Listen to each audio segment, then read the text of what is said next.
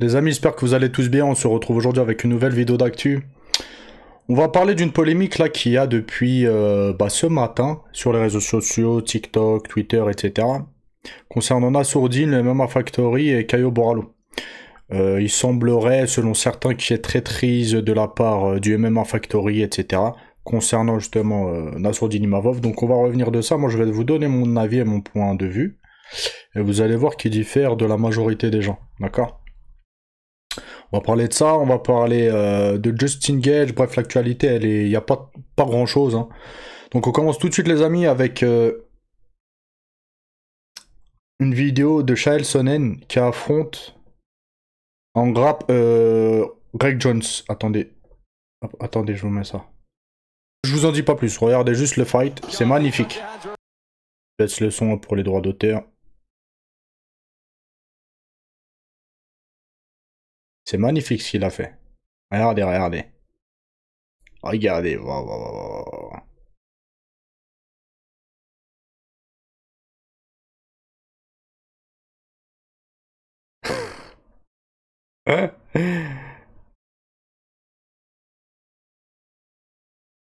Telle une pieuvre. Ah, il l'a fait dormir direct. Hein.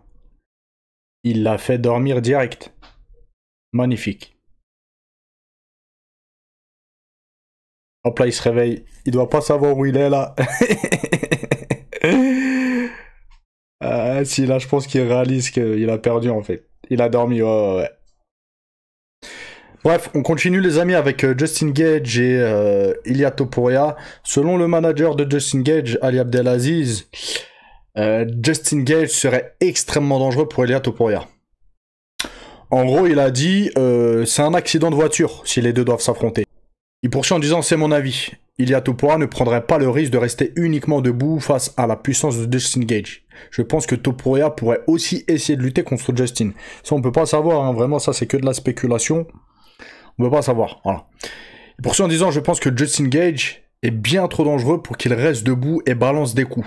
Ainsi, avec ce duel, le striking d'élite du champion serait mis à rude épreuve. Et on a les amis, ils oublient le parcours de Justin Gage, la boxe qu'il a, etc. Parce qu'il s'est mangé un KO par Max Holloway. Et ça n'oublie pas que le mec, il tape comme un camion, les gars. Il tape très fort. Hein. En striking, il est bouillant, les gars. Il a une boxe de fou. Après, c'est pas la plus belle, etc. Mais il tape très fort. Donc oui, il pourrait éteindre Topuria. Après, je pense que... Bah, je suis d'accord avec Ali Abdelaziz. Ça pourrait tomber d'un côté comme de l'autre. Le premier qui touche bien l'autre, il y a moyen qu'il l'endorme. Voilà. En tout cas, Ali Abdelaziz, il poursuit en disant que là, actuellement, celui qui devrait affronter Ilia Topuria pour le titre, c'est Justin Gage. Après, il dit que Arman Tsarukyan, il n'est pas déméritant aussi. Il pourrait aussi être combattant pour le titre, là, actuellement. On continue, les amis, avec Caio Borralho qui allume Nassourdine Imavov avant l'UFC Paris. Les torchons brûlent entre les deux, les gars. Donc, dans une interview, Caio Borralho a laissé entendre qu'il aurait préféré affronter un autre adversaire. Il a dit quoi? Je vais être honnête avec vous. Si l'UFC venait me voir en mode frère, je ne veux plus que tu affrontes Imavov, laisse-le. Patiente, bats-toi contre Anthony Hernandez, genre en octobre ou en novembre, on verra qui est l'aspirant numéro 1. Je dirais oui, parce que ce gars, Nassourdine Imavov, ne mérite pas cette... je sais pas si la traduction elle est bonne, cette machin. Le Brésilien accuse aussi le Français d'avoir fait retarder les négociations pour leur combat. Il a dit quoi? On était censé s'affronter durant l'International Fight Week. L'UFC m'avait offert cet affrontement quelque chose comme 2 mois avant la date. J'avais dit oui. Mais il avait dit non. Parce qu'il était en mode je suis le numéro 1. Je suis le choix de remplacement pour le combat entre DDP et Khamzat Chimaev. Et écoutez bien ce qu'il dit. Hein.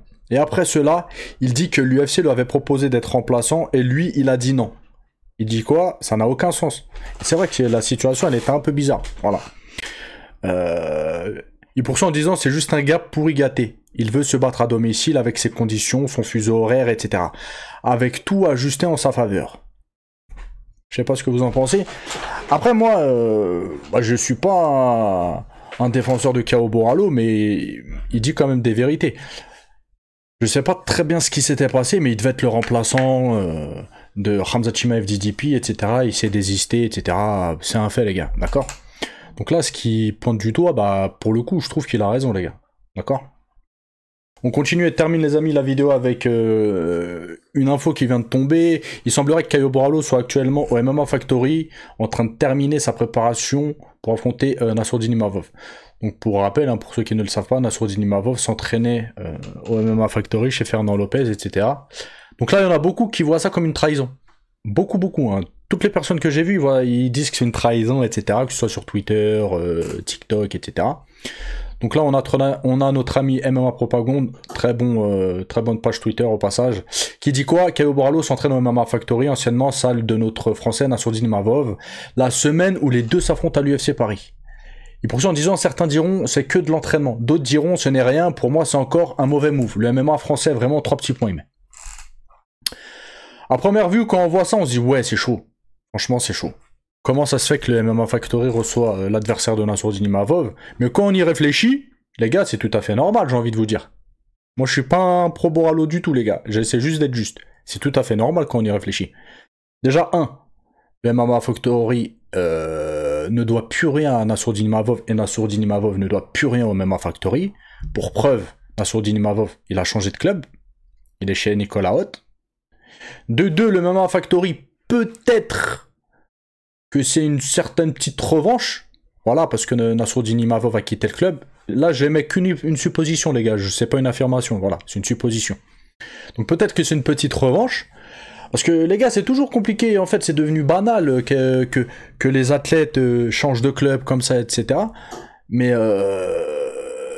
les entraîneurs, des fois, ils ont toujours un petit peu de mal. Voilà. Moi, je viens d'une époque où ça se faisait pas trop ce genre de truc. Ouais. Et il y a des athlètes encore de très très haut niveau, ils sont avec leur entraîneur depuis le début de leur carrière. Saladin Parnasse par exemple, Mansour Barnaoui, il y a qui d'autre? Il y a des athlètes comme ça, ils sont restés avec leur entraîneur, ils sont restés fidèles, entre guillemets. Après je dis pas que les autres qui changent de club, etc., ils sont pas fidèles, je leur jette la pierre, etc. Non, pas du tout les gars. Mais on peut comprendre que certains entraîneurs, ils l'aient en travers de la gorge. Quand vous voyez que votre poulain, etc., que vous avez formé, machin, que vous avez entraîné, il part chez quelqu'un d'autre. Donc je me dis potentiellement, c'est peut-être une petite revanche. Voilà, c'est qu'un avis personnel. Et à la suite de ça, les gars, Borralho, il est ami avec lui, là. J'ai oublié son blaze. Attendez, je vous mets ça parce que vous le voyez pas. Lui, là, vous le voyez, là, le... Ah, mais on voit pas mon clic. Eh, mais je sais pas. Oh là là, il va falloir que je reparamètre ça très très bien parce que là... Là, tout en bas à droite, là. Tout en bas à droite, celui qui a assis les bras en tailleur, là. Lui, c'est un pote de Borralho et il s'entraîne au MMA Factory. Il y a Jordan Zebo aussi, etc., qui s'entraîne au MMA Factory. Et ils sont amis de Borralho. Donc potentiellement, ils ont dû lui dire ouais, viens, etc. Donc moi, pour le coup, je prends pas du doigt le MMA Factory. Parce que le MMA Factory, ils font ce qu'ils ont à faire. C'est un business, les gars, ne l'oubliez pas. Comme je vous ai dit, personne ne se doit rien. Par contre, s'il y a des athlètes du MMA Factory qui ont côtoyé Nassourdine et qui s'entendent bien avec et qui l'aident pour sa prépa contre Nassourdine, là c'est chaud.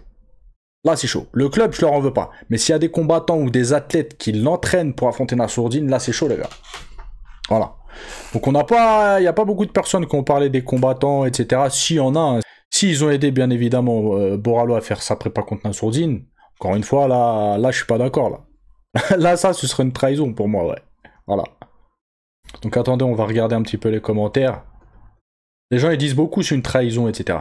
Mais vous pensez quoi des mecs qui quittent les clubs comme ça? Je prends pas du dans la sourdine, c'est juste une question et pour faire comprendre aussi que les entraîneurs aussi ils ont ouais. Donc là il y a juste Bosch qui dit c'est un des plus grands actes de trahison à la nation. Attendez, là il y a un commentaire assez pertinent. Il a dit quoi? Ils sont en partenariat. La Team Factory était parti faire un camp au Brésil au gym de Caio également. Ah oui. Rien d'alarmant, si le MMA FR n'a même plus le droit de s'ouvrir à l'étranger, on va pas aller bien loin. Ces affaires-là, que ce soit le move de Zebo et l'autre du Factory ou encore ça, Zebo il fait ce qu'il veut les gars. Alors là, ceux qui ont reproché ça à Zebo, il fait absolument ce qu'il veut. Voilà. Moi, je vous le dis, hein, la team des Fight Nerds, après ce qui est sorti sur eux, etc., je peux pas les voir. Aucun fighter, je le soutiens. Aucun. C'est une team que j'aime pas du tout. Et Zebo, par rapport à ça, moi j'ai toujours été un défenseur de Zebo. Même quand Cédric Doumbé, j'étais pro Cédric Doumbé, etc., j'ai toujours pris les patins de Zebo, etc. Mais là, Zebo, je le suis plus, les gars. Il a ami avec des gens chelous. Voilà, je le suis plus. Je défends pas Zebo. Mais pour le coup, Zebo, il fait ce qu'il veut, les gars. Il doit rien à Sourdine. Si c'est pas son pote, si c'est un partenaire d'entraînement, etc. Faut arrêter, les gars. Ah, il y a un mec qui dit, vraie question, il est où le mal d'ouvrir la salle s'il veut s'entraîner avec son équipe? Si le MMA Factory leur donne des cours, je comprends que c'est un move bizarre, mais là, je crois comprendre qu'ils ont simplement un accès au tatami de leur côté. Une fois, le MMA Factory, ils doivent rien à Nassourdine Imavov. Comme Nassourdine Imavov leur doit plus rien, en fait. Vous voyez? Bref, dites-moi ce que vous en pensez en commentaire. Moi, je pense que là, il y aura potentiellement tous les avis. Hein. Voilà. Bref, les amis, je vous laisse. Je vous dis à la prochaine vidéo. Ciao, ciao.